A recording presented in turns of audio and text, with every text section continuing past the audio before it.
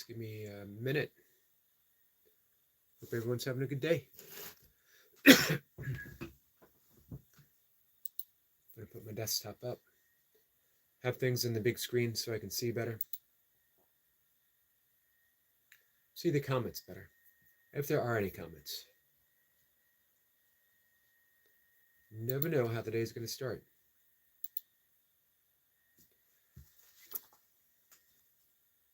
So, we're going to continue. I'm going to continue reading The cost of healthcare is high in the U.S. Sorry, guys. Got an ad on my YouTube channel.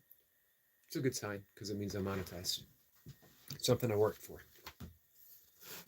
Something I had a lot of help with. So, I'm going to continue reading from Does God Have a Hero? It's a book I wrote 1999-ish. It was published in 2000. It's the first book that I wrote. I self-published it at a print on demand, one of the very first ones. It was from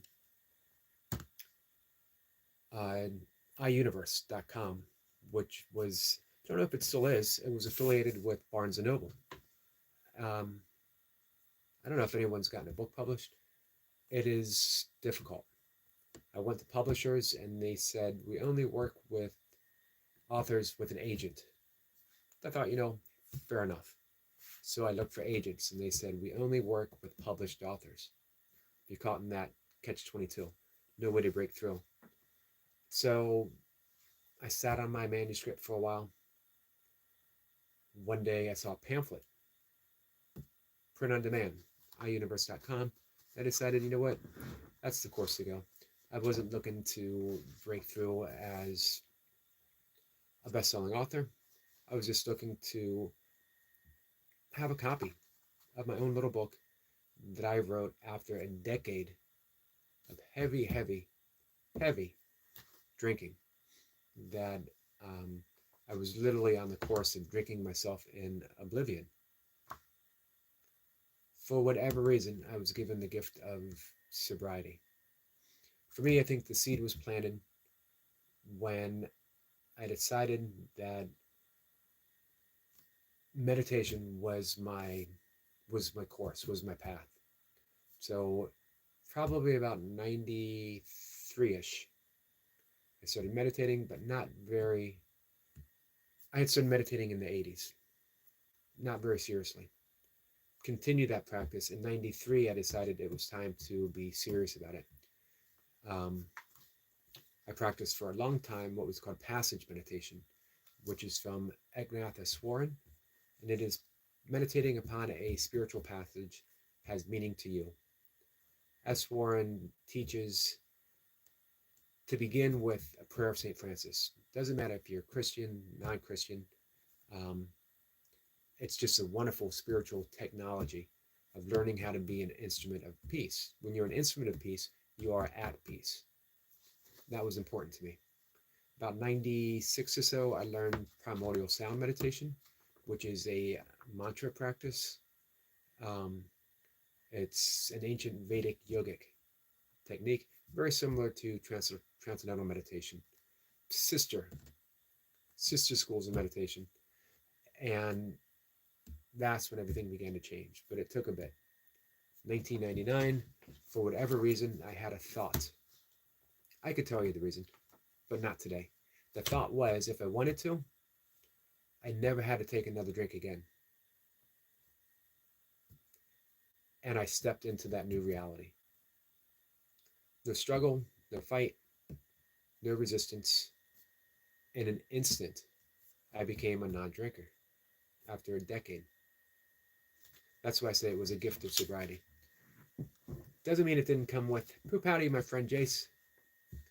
Doesn't mean that it didn't come with some issues.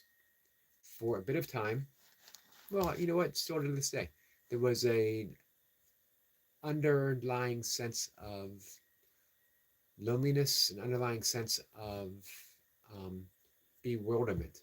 Bewilderment's not a bad place to be. Loneliness isn't a bad place to be because it creates a space for us to be and accept others.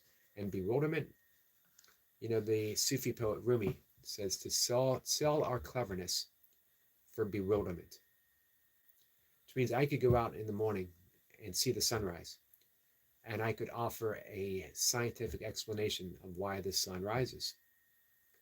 I could offer a scientific, maybe not me personally, I'm not that smart. My dad could have. Someone could offer a scientific explanation of why the sun exists at all. All valid. However, to sell your cleverness, to give away all that information for bewilderment means that I wake up, I see the sunrise, and I think, wow, what a gift. What a gift I've been given. This thing that I call a sun, which is at the perfect distance to heat the world, but not too hot. To keep the world just cool enough for us to exist.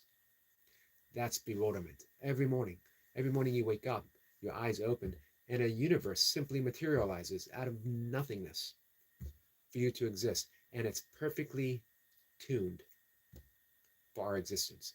Just the right amount of oxygen. Not too much. Just the right amount of light. Just the right amount of darkness. Just the right amount of everything. And I was given a perfectly functioning body when my eyes opened. Poof. If that doesn't leave you bewildered, I don't know what will. Alice says, done. Well, thank you. So, back to that time of when I quit drinking. Bewildered, a little bit lonely.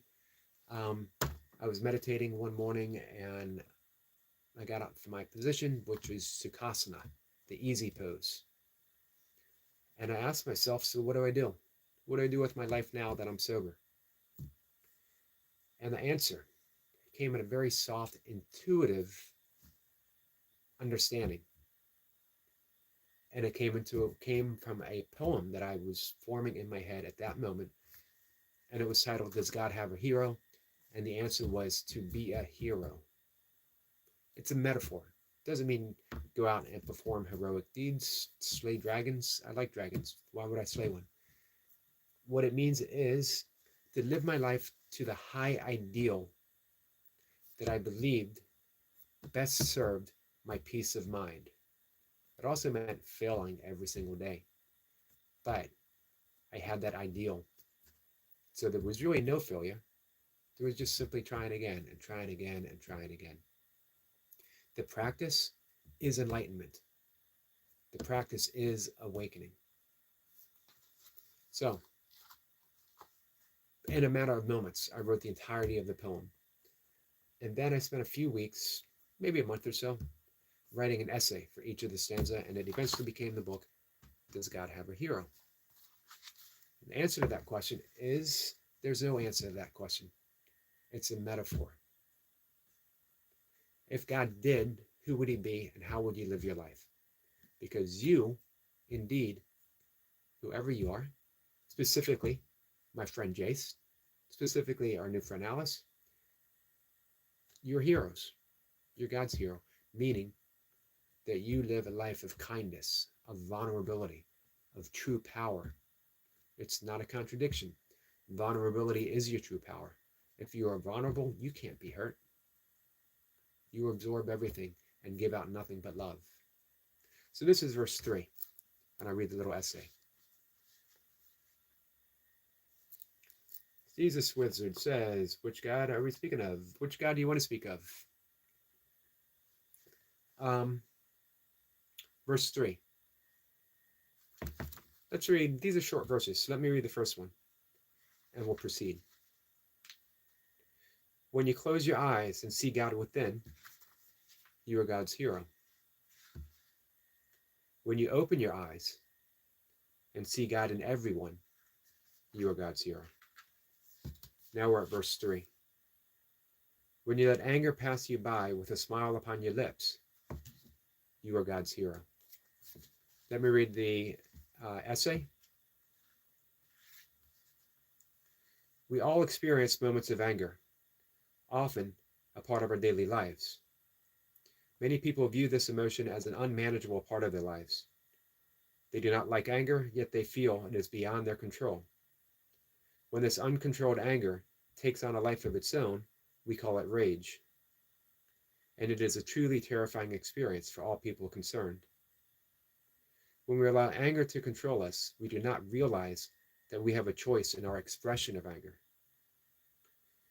We can choose how we will respond to our anger when it arises in our lives. As with all emotions, we have a choice in how we express them. Rather than deny, stifle, or vent our anger in a hateful way, we can choose to acknowledge it. Because we can even appreciate that we are experiencing it and then simply let it go. We can surrender this anger to the universe and choose love, choose kindness, choose compassion. Anger is like a powerful sword. If we yield this sword unthinkingly and hurtfully, it will cause lasting pain and damage to our relationships and ourselves. When we choose to be loving, even in our deepest anger, we turn this sword into an instrument of love, deeply touching all those who come into contact with us.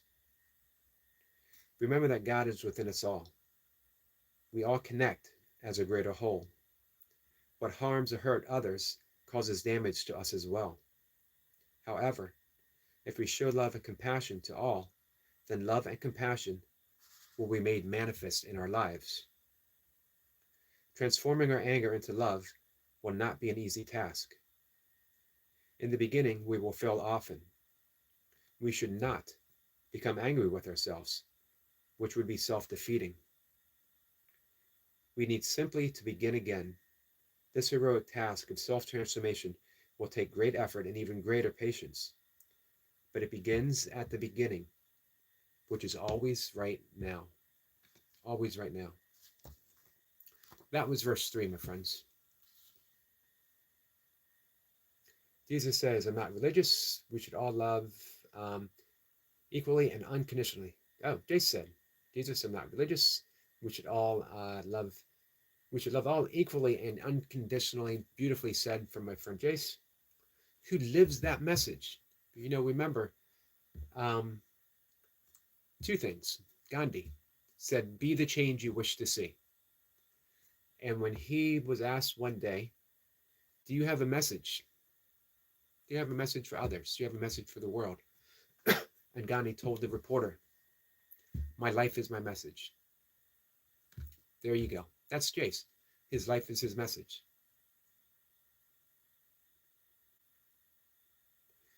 Jesus says, it does not matter to me. It doesn't matter to me either. It's simply a term. Remember, the Tao Te Ching says the Tao that can be told is not the true Tao. My friend Jesse left a message. Jesse Pinkman. Let me bring it up real quick. I haven't replied yet. On yesterday's a talk I did yesterday, she left a message that says we could call it the flying spaghetti monster, and I had to look that up. And there is an actual flying spaghetti monster movement, religion. It's a term. They're all terms. Don't believe in the term. Believe in the isness, in the suchness. In Buddhism, they call it the suchness of the moment. Believe in that. It doesn't have a term. That's why it's that suchness. You want to experience God? If you don't find it in a smile, you will not find God anywhere. I believe it was the sermon of Deer Park the Buddha offered. I could be wrong. I'll have to look it up. Buddha sat, didn't say a word. He smiled. He held out a flower. One person smiled back and accepted the flower. End of the sermon. End of the sermon. If you don't find God in that smile, you will not find God anywhere. And we could do away, if we wanted to, we could do away with the term God. We could say the Tao, we could say the universe, we could say love, we could say the flying spaghetti monster. The God that can be described is not the true God.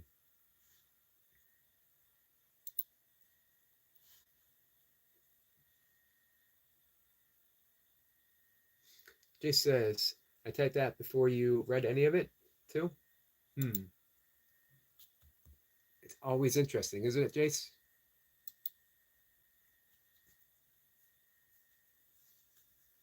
So sometimes I wonder, you know, if I wrote this book again, would I use the same title?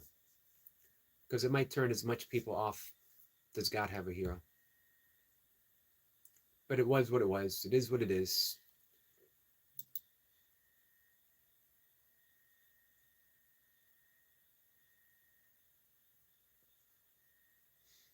Let's see. Jace says, I have a moment happening right now.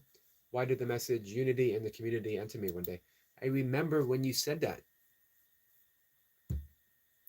And it was beautifully stated. It's a message. Especially, you know what? Sometimes there might be a fractious event happening within the community. And we need a reminder. And I think that came to you because it's the perfect reminder.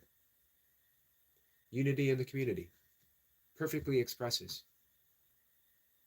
Does that mean that a fractious event will never take place? Nope. It means that's the key to healing that fracture. It's the key to healing it. If something is amiss, if something goes awry, if something goes awry, the way it's fixed is by unity. Funny siblings. Hey, Funny, how are you? Funny says, hi. Hello, my friend.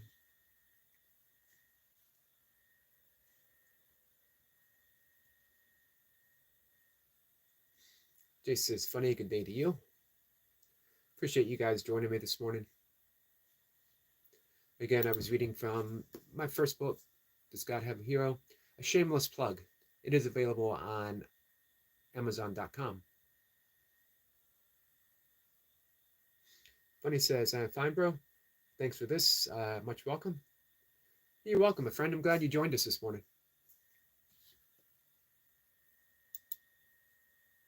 I love the 5 a.m.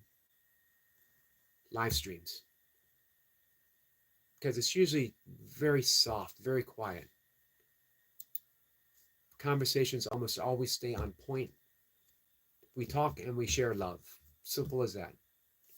Comes by many names, but we know the experience of it. Love is when you are perfectly accepted as is, mistakes and all. It does not mean that mistakes don't happen. It does not mean that we don't recognize mistakes. It means that we serve each other through those mistakes. But he says, I have to tell you something. Shoot, my friend, what do you got for me?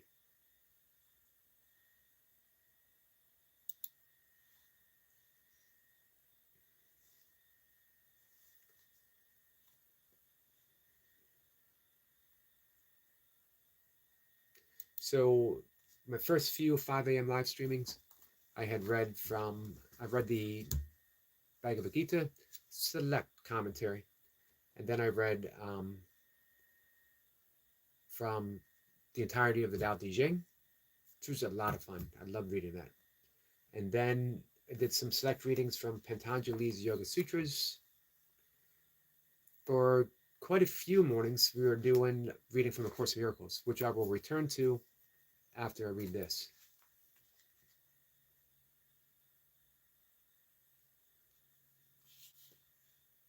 So in just a few minutes, we'll head out. I'll head out. We'll take a walk.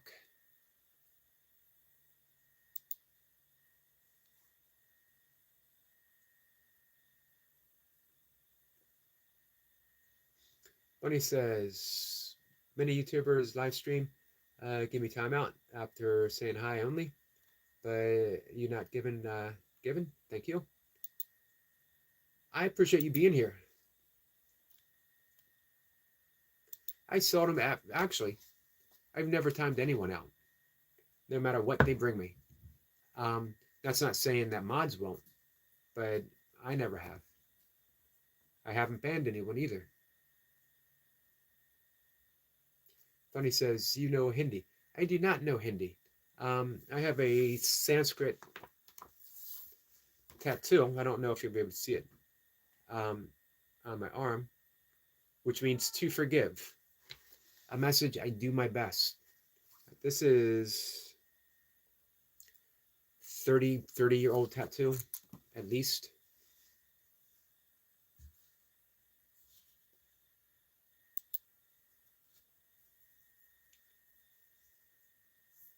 Yep, I don't read Hindi nor Sanskrit. I used to think about studying Sanskrit. I love the Sanskrit language. Bunny says, okay, I will give you a little lesson to speak Hindi.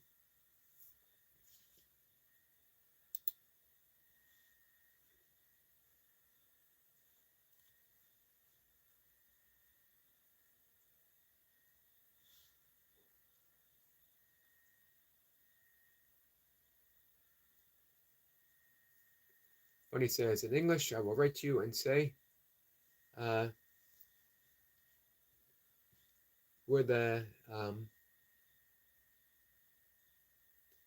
Pat at Unk, Kaya Karse. We're the part at Unk. Ah, got you. Kaya Karse. Funny, no swear words, please. I would agree with that. Nothing the matter with swear words. It gets you in trouble. YouTube police show up. You get a strike against your channel. Um, I have had lots of strikes. Yep, Jay says, Eric, don't read anything that may get you a warning. That's true. So I can't read anything I don't know the meaning of. It's not a matter of trust or not trust. A lot of times, a well-meaning, even if it sounds weird, um, it can easily get flagged by YouTube. As mentioned before, I've declared myself officially. I'm a professional YouTuber, a small professional, but I am earning just a little bit. I hope to earn just enough to pay my bills and have a little bit left over. Buy a book every once in a while. Funny says, say, nope, can't do it, my friend. I can't afford to get myself in trouble. Not only have I worked hard to finally get my channel monetized, my friends pitched in to help me. So if I do something that jeopardizes that, then it's almost like I'm betraying my friends as well. They had faith that I could do this. They pitched in, they helped. So now here's the thing. We're pitching in and helping other people. So if I get a mark against me, that means I limit my ability to help other people as well. It's not that I don't trust you. It's just if I do it for you, how can I say I'm not going to do it for someone else? Eventually, someone might put something out there that I shouldn't say. So you sort of got to take a stance. I appreciate my friend Jace reminding me. You take a stance. It's not meant in any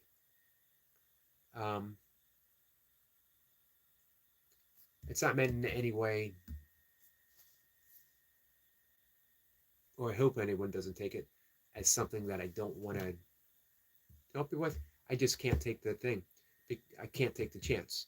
Because again, if I do it for you, someone will say, well, you got to do it for me too.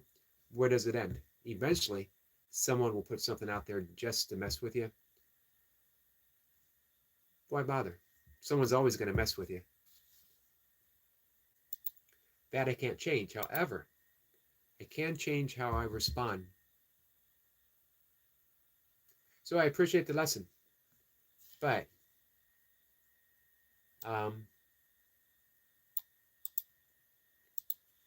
just can't take the chance, my friend. With that, guys, in just a minute, I'm going to head outside. So I just did a Hindi translation, and it does indeed mean that. So I appreciate that. But again, I just can't. I have enough trouble um, pronouncing things correctly in English, as all of my friends can definitely confirm. Funny says, okay, that's your choice. So I appreciate your understanding, my friend. Aunt D, thank you. Aunt. Funny says, okay, that's your choice. But I appreciate that. Jay says, funny, we have to correct our channels. Please don't take offense. Thank you, Jace. Because as sincere, funny, because as sincere as you are, someone else will come along who won't be as sincere. You're trying to help, and I appreciate that. Other people, they have the opposite. They don't want to help. They want to cause harm for whatever reason. Those that want to cause harm, we forgive, we send love, but we don't participate. Funny says, because I am Hindi. Much appreciated. I am living in India, the subcontinent, the motherland, the birthplace of yoga, has a huge place in my heart. So welcome, my friend. All right, for me, guys, time to go outside. The sun will be coming up. It's a little over an hour, but it gives me time to get out and walk. Enjoy the darkness, enjoy the light, enjoy what comes. Guys, enjoy your day. Jace, my friend, I'm going to have your channel up and running. 2 people for sure. Jace and Runner Boy. That's my that's what I'll be doing.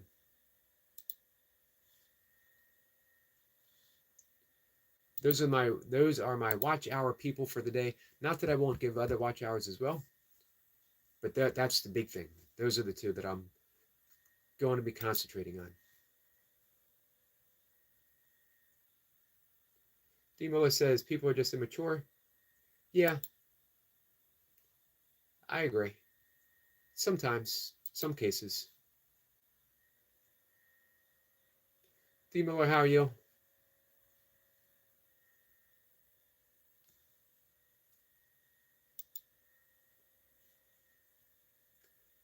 Jay says, have a pleasant morning, my friend. Thank you. You have a pleasant morning too. Funny says, in which country do you live? I am in the United States, East Coast. Beautiful little state right in the mid-Atlantic area called Maryland. Maryland. Maryland. Indeed it is. All right, guys. I'm going to go. I'm going to see everyone later. Thanks for coming in. Thanks for hanging out. Thanks for listening and putting up with me. Never an easy task, but I appreciate it. Take care.